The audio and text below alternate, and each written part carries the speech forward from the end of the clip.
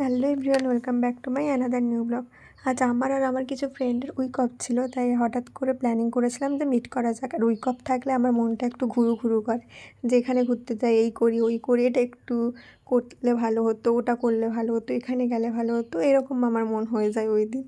আর সবাই মিলে প্ল্যানিং করেছি যখন এতদিন পরে বেরোবো, তাই আমরা ভেবেছিলাম যে লাঞ্চটাও করা যাবে, তেমনি মিট করাও হয়ে যাবে। সবাই একে একে এসে মিট করার পর আমরা চলে গেছিলাম সোনারতরীতে লাঞ্চ করার জন্য। আমরা আগে থেকেই ঠিক করেছিলাম যে সোনারতরী যাবো, আর ওখানে যে থালিগুলো থাকে, মহারানী থালি বা মহারাজা থালি কিছু একটা ছিল ওখানে, আমি নামটা ঠিক ভুলে গেছি মেনু কার্ডে। তো এরকমই টাইপের ছিল ওইটা, আমরা ওই থালিগুলোই নেবো আর খাবো। তারপর থালি নিয়েছিলাম, আমরা চিকেন থালিটা নিয়েছিলাম। আর আমি একা চিকেন থালি শেষ করতে পারবো না, আর মৌমিতাও একসাথে শেষ করতে পারবে না, তাই আমরা একটাকে দুজন ভাগ করে নিয়েছিলাম, আর ওরা দুজন দুটো নিয়েছিল থালি। আর থালিগুলো যদি কেউ একাই নেয় তো ওটা তাহলে আনলিমিটেড থাকে, আর যদি কেউ শেয়ার করে নেয় ওটা আনলিমিটেড থাকে না। তো ওগুলো মানে এক্সট্রা করে নিতে হয়। আর আমরা কিছু থালির সাথে কিছু অ্যাডও করিয়েছিলাম। এমনি থালিতে ছিল হচ্ছে ভাত, আলু ভাজা, ডাল, শুক্তো আর মাংস, আর ছিল দই, পাঁপড়, পেঁয়াজ, এইটুকুই ছিল। আর আমরা এক্সট্রা কিছু অ্যাড করিয়েছিলাম। তারপর খাওয়া দাওয়া শেষ করে ভাবলাম রোদে কী করবো, চলো মন্দারমণির দিকে ঘুরে আসা যাক। অনেক দিনই ঘুরতে যাওয়া হয় না, তো ঘুরে আসা যাক। আর এটা হচ্ছে শৌলা বীচ, এটা হচ্ছে সবাই জানে এটা যে শৌলা বীচ, এটা কাঁথিতে মোটামুটি যারা আছে ওরা সবাই জানে। কাঁথিতে সবার একটা উইকেন্ড বলো বা হঠাৎ মন খারাপ যাই হোক না কেন, এখানে ঘুরতে যাওয়া হয়। তো আমার অ্যাজ ইউজুয়াল এটা হচ্ছে অনেক দিন আগের ব্লগ, এটা হচ্ছে উমেন্স ডের দিন এই ব্লগটা ছিল, আই থিঙ্ক, হ্যাঁ ওই দিনই ছিল। আমি এত দিন পর এই ব্লগটা আমার পোস্ট করার ইচ্ছে হয়েছে, এডিট করার ইচ্ছে হয়েছে আমার। মানে কি আমি আমি নিজেকেই কি বলবো আমি বুঝতে পারি না। সো যাই হোক, ভিডিওটা পোস্ট করছি অ্যাট লাস্ট। আমরা যেই টাইমটা বেরিয়েছিলাম একটু রোদ ছিল, কিন্তু এখন থেকে অনেক দিন আগেকার ব্লগ এটা, তখন এতটাও গরম ছিল না, রোদটা তাই অত কিছু মনে হয়নি। তো মন্দারমণি আমরা পৌঁছে গেলাম, তখনও রোদ ছিল। রোদে আমরা এদিক ওদিক ঘুরছিলাম সবাই মিলে। আর এই সমুদ্র দেখলে সত্যিই খুব ভালো লাগে। অনেকে বলে যে তোমাদের তো বাড়ির কাছেই সমুদ্র, মাঝে মাঝে মাঝে কি সবসময় বলতে গেলে যাও, তবুও সমুদ্র ভালো লাগে। হ্যাঁ, সমুদ্র ভালো লাগে, পাহাড়ও ভালো লাগে, আমার দুটোই ভালো লাগে, যে এটা কম ওটা বেশি এরকম না, পাহাড় সমুদ্র দুটোই ভালো লাগে আমার।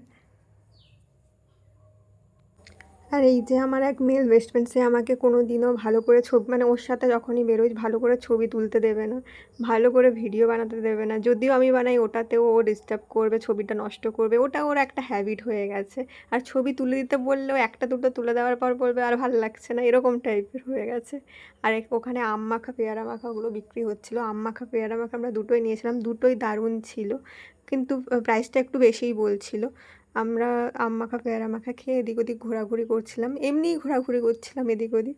তারপরে এই যে আর কি ঠাট্টা যেরকম হয়, মানে বন্ধুরা একসাথে থাকলে এই 1 টাকা দিয়ে, আমি বলছি এই না 1 টাকা নিয়ে ভিক্ষা দিচ্ছি তোকে, ওরকম টাইপের বলছিলাম।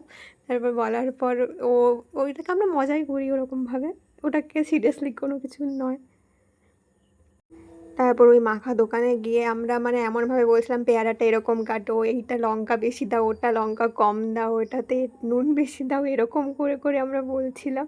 তারপর পেয়ারা মাখা আম মাখা খাচ্ছিলাম, আর বসে বসে সমুদ্রের ভিউটা দেখছিলাম। ওই যে কুকুর দুটো যাচ্ছিলো আমাদেরকে, আমাদের ফ্রেন্ডরা বলছিল যে দেখ ওই যে তোদের বন্ধুরা যাচ্ছে, তোদের শ্বশুর বাড়ি যাচ্ছে, এরকম টাইপের ওরা ইয়ার্কি ঠাট্টা করে আমাদের সাথে। বেশ মজাই হয় যখন বন্ধুরা সবাই একসাথে অনেক দিন পর বেরোই, অনেক রকমের কথা হয়, অনেক রকমের ডিসকাশন হয়।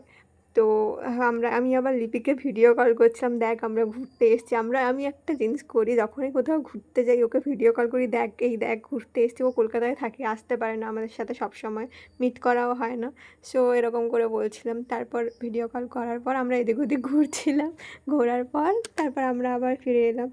বাইকে করেই আসছিলাম, বাইকে আমরা দুজন ছিলাম, আর ও স্কুটিতে আসছিল। আস্তে আস্তে বেশ বিকেল হয়ে গেছিলো, আমরা রোদ টাইমটা অনেকটা গেছিলাম, বিকেল অনেকটা হয়ে যাওয়ার পর আমরা চলে আসছিলাম কনটাইতে আবার ফিরে। সবাই একটু ঘোরাঘুরি করব, তারপর বাড়ি যাব। এই যে সানসেটটাও হয়ে গেছে। এটা তো অনেক দিন আগের ব্লগ। আর ওই সময়টা তাঁতমেলা চলছিল কন্টাইতে প্রতি বছরই তাঁতমেলা হয়। আর তাঁতমেলা ঘুরতে যাওয়ার আমার সময়ও হয়নি যে শাড়ি কিনবো দেখবো, ওই টাইমটা আমার হয়নি। আর ওই দিন ছুটি ছিল তাই বেরিয়েছি, তাই তাঁতমেলা গেছিলাম।